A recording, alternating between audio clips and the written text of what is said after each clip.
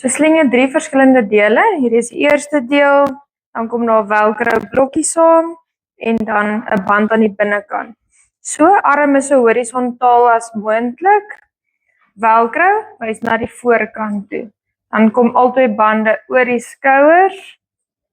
Hulle kruis aan die agterkant, dan kom dit onderdeur.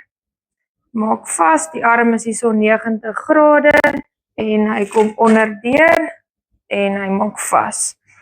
Hierdie band, daar's 2 verskillende maniere, so ons maak hom aan die binnekant vas. So hy maak vas aan hierdie band en dan kom hy vas aan die ander deel. Of ons maak hom vas aan die binnekant en hy kom so bo-oor. Dan die velcro blokkie, daar's 2 opsies. As die band 'n bietjie hoër kom, kan ons hom sit hierso aan die onderkant, dat hy nie afgly nie, maar dit is eintlik die heel gemaklikste om die band in die kruis te sit. So as ons so omdraai, sit ons die band in die kruis en dan irriteer hy nie oor die nek nie.